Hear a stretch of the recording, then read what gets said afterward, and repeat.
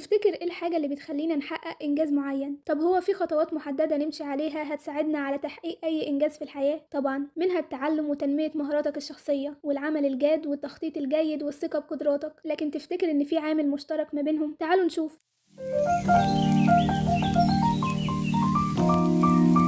التعلم وتنمية مهاراتك الشخصية بيساعدك تحقق أهدافك لأنه بيديك الأدوات العملية لتحقيق الإنجاز اللي عايز توصله. لكن لو اتعلمت لفترة معينة ووقفت هتعمل لنفسك حدود، لأن العالم بيتقدم كل لحظة، وفي اللحظة اللي هتفكر فيها إنك خلاص وصلت لقمة العلم بتكون هي نفس اللحظة اللي بتسمح فيها للأشخاص التانية إنهم يتقدموا ويتفوقوا عليك، لأنك وقفت وهم مستمرين. لأن العلم مش بيخلص وملوش نقطة نهاية. العمل الجاد مهم للوصول للأهداف، لكن من غير الاستمرار ملوش قيمة، لأنك لو اشتغلت كويس لكام يوم ووقفت مش هتحقق أي هدف. فلازم تستمر بالعمل لحد ما توصل للي انت عايزه. التخطيط الجيد كمان مهم للوصول للأهداف، لكنك مش هتعرف تحط خطة للأبد. فالمخطط الناجح لازم يكون مرن لتغيير خططه باستمرار عشان يواكب التغيرات اللي حواليه ويستفيد من خبراته المتراكمة. والثقة بقدراتك حاجة مهمة جدا للنجاح، لكن لو مفضلتش واثق بنفسك باستمرار هتبقى متردد رايح جاي بين التقدم والتراجع. خدت بالك ان الاستمرار هو العامل المشترك ما بين عناصر الإنجاز؟ ده كمان هو العامل الأساسي في مختلف جوانب الحياة. الاستمرار أحد أسرار الحياة. علماء النفس بيقولوا إن الفشل أحد أسرار النجاح لأنه بيديك الخبرة، لكن خلينا أقولك إن السر الأكبر ورا النجاح هو الاستمرار. لأنك لما بتفشل وتستسلم بتخسر المعركة، لكن لو فشلت في حاجة معينة وقررت تستمر وتواجه، ففي الحالة دي بس تقدر تستفيد من فوائد الفشل والاندفاع للأمام. أي حاجة بتعملها باستمرار بينتج عنها طاقة. فاستمرارك في الرياضة بينتج عنه جسم رشيق وعضلات، واستمرارك بالدراسة بينتج عنه التفوق، واستمرارك بالعمل بينتج عنه وفرة مالية، وهكذا. كل الحاجات اللي بتكررها باستمرار بتسيب أثر في حياتك وحياة اللي حواليك. حتى أبسط استمرار بيعمل حاجات تفوق تخيلك. فلو فرغت ربع ساعة يوميا من وقتك وباستمرار لدراسة لغة جديدة، خلال شهر واحد هتلاحظ فرق كبير في مستواك. عشان كده تطبيقات تعليم اللغة الحديثة بقت بتركز إنها تاخد جزء صغير من وقتك لكن باستمرار. بس لازم تاخد بالك من الاستمرار العكسي، فممكن يكون للاستمرار أثر سلبي في حياتك لو وجهته في الاتجاه الخاطئ. فاللي بيستمر في التدخين بيهدد صحته وحياته، والمستمر في التأجيل بيخسر الفرص والوقت، واللي بيستمر في الأكل المفرط بيرسم شكل جسمه البدين. فالحاجات اللي بنعملها ونستمر عليها بتحدد إحنا مين. وفي الحقيقة الإنسان بيبقى بين اتجاهين، يا إما استمرار لتحقيق أهداف أو استمرار في حاجات ضارة وطاقات ضايعة مش أكتر. طب قلنا إن الاستمرار في طريق تحديد أهدافنا بيولد طاقة، لكن ماذا لو كنا بنوجه طاقتنا في 100 اتجاه؟ هنا بنقع في فخ استنزاف الطاقة. فبدل من تركيزنا على كام حاجة ليهم علاقة ببعض بنوزع طاقتنا على عشرات المشاريع، فندي كل واحد منهم وقت قليل جدا وندخل في دايرة التشتت وعدم إنجاز أي شيء. فالتركيز على أمور محددة ضروري جدا لتحقيق أهدافك بسرعة وعشان تفضل محافظ على حماسك. فكل إنجاز بتخلصه بيديك ثقة أكتر للاستمرار في اللي بعده. تعالوا ننتقل لنقطة مهمة جدا وبتأثر فينا بشكل كبير، اللي هي العادات. تكرار فعل معين لفترة من الزمن بيحوله العادة. كل حد مننا عنده عدد كبير من العادات الإيجابية والسلبية. مننا اللي متعود يشرب قهوة، واللي متعود ياكل أكل صحي، وناس تانية عملت من يأسها وحزنها واستسلامها عادة. العادات دي مع مرور الوقت بتسيب أثر كبير على حياتنا. فالشخص اللي اتعود يشرب القهوة هيضر جهازه العصبي وأسنانه. لو ما خدش الجرعة المناسبة من القهوة في يوم من الأيام هيخلي نشاطه وتركيزه يتراجع، لأن جسمه هيطلب نسبة الكافيين اللي اتعود عليها. طب هل الاعتياد ده بسببنا ولينا دور فيه؟ بص، هي طبيعة العقول بتتأقلم على اللي بندربها عليه. فالشخصية المرحة والشخصية النكدية إلى آخره كلها عبارة عن شخص اتعود يكون كده. ففي شخص اتعود على الضحك، تلاقيه حتى في الجنازة ماسك نفسه عن الضحك بالعافية، وشخص تاني اتعود على الحزن، فحتى لو ضحك وفرح هتلاقيه بيقول ربنا يكفينا شر الضحك ده، كأن في قانون بيقوله إن أكيد بعد الضحك ده لازم تحصل مصيبة. احنا ممكن ما نكونش مسؤولين عن البيئة اللي اتولدنا فيها أو الظروف اللي شكلت عاداتنا، لكننا مسؤولين تماما عن استسلامنا للعادات دي. ده طبع وما اقدرش اغيره. الجملة دي بيستخدمها 99% من الاشخاص اللي مش عايزين يبذلوا اي جهد لتغيير نفسهم. بيحولوا كل صفة سيئة عندهم لطبع عشان ما يتحملوش مسؤولية افعالهم، وبدل ما مشاعرهم السلبية تدفعهم للتغيير بيقيدوا قدراتهم بكلمة طبع. طب ازاي تغير عاداتك؟ كتير مننا اصلا مش بيبقى عارف العادات اللي عنده، بيكررها بدون وعي وبدون تفكير. وعشان تنتصر على العادات وتحرر نفسك من قيودها لازم الاول تتعرف عليها تلاحظها وتراقب تصرفاتك وتحللها وتعرف ايه منها سلبي وايه منها ايجابي وتحاول تطوره. وبلاش نضيع وقت الفيديو في عملية تغيير العادات، اتكلمت عنها كتير قبل كده، هحاول احط لكم اللينكات في صندوق الوصف. الجزء اللي بعد كده بيقولك انت مش لوحدك. انا معرفش حجم الألم اللي عندك ومقدار الجهد اللي بتبذله عشان تحافظ على توازنك قدام الناس، لكن بأكد لك ان انت مش لوحدك. كلنا جوانا شعور بيتعبنا ومشاعر سلبية لو سبناها تسيطر علينا هتقتل حياتنا. اطمن، المشاعر دي طبيعية. الحزن والألم والغضب مشاعر زيها زي الفرح بالظبط، وهي مجرد رد فعل للإنسان على الأحداث اللي بيتعرض لها في حياته، لكن بتبقى مشكلة حقيقية وتحتاج علاج لما تتحول من رد فعل لعادة مستمرة. أيوة عادة. اتكلمنا من شوية عن اللي بيتعود على الحزن، بيبقى الحزن جزء منه، واللي بيتعود على الألم مش بيفرقه حتى لو اضطر يأذي نفسه. فما تخسرش وقتك، أكيد عدى عليك وقت جهزت نفسك فيه للتغيير، ولما بدأت تتغير قررت تأجل لتاريخ تاني تبدأ فيه من جديد لأنك مش جاهز كفاية، أو لأن في تاريخ تاني مبهر أكتر تبدأ منه. ومع تكرار الموضوع ده مئات المرات بدأت تاخد بالك أخيرا إنك كنت بتهرب بالتأجيل من ضغط الالتزام بالتغيير. أيوة، بتهرب بالتأجيل من ضغط الالتزام بالتغيير لحد ما تحول موضوع التأجيل ده لعادة سرقت سنين طويلة من حياتك وانت مستني الوقت المناسب. صدقني انت جواك طاقات غير محدودة مسجونة ورا صورة تأجيل، وانت بس اللي تقدر تحررها، لأن ببساطة انت السجان. كلنا بنسعى للسعادة وبنحاول نوصل لها لحد ما يتحول السعي ده لإدمان وتسرقنا الحياة من الحياة. بنستنى نكبر شوية عشان نكون سعداء، ونستنى نخلص المراحل الأولى من الدراسة ونتدرج بالمراحل لحد ما نوصل للجامعة ونتخرج واحنا لسه مستنيين العمل المناسب ونروح نأسس عيلة، ودلوقتي مستنيين الأطفال ونستنى لحد ما يكبروا وينجحوا ويوصلوا للجامعة ويأسسوا هما كمان عيلة. ده احنا ممكن كمان نفضل مأجلين سعادتنا لحد ما يعدي ولادنا بنفس المراحل. لكن احنا فين؟ وأنهي سعادة دي اللي هتجيلنا؟ لكن ممكن يكون السؤال الأصح هو احنا عشنا حياتنا بجد ولا أجلنا مشاعرنا وسعادتنا وربطناها بأهداف لا نهائية؟ بتحصل مواقف من الطبيعي تكون فيها سعيد لكنك بتفضل حزين وتمنع نفسك من الفرح لأنه مش الوقت المناسب، لأن في دماغك إنك هتفرح بس لما توصل لأمنياتك، مش دلوقتي خالص. لحد ما تبقى عايش بره حياتك مستني القطر يوصل لمحطة أمنياتك عشان تبدأ تعيش، بتنسى إن مفيش محطة نهائية للأماني، وبيمر العمر من غير ما تعيش حياتك ولو للحظة واحدة. ممكن يكون عندك 90 سنة وانت بتسمعني دلوقتي، أو في 50، أو ممكن تكون شاب في 30 أو 20 أو حتى أصغر من كده. أيا كان عمرك هديلك نصيحة واحدة بسيطة: استيقظ،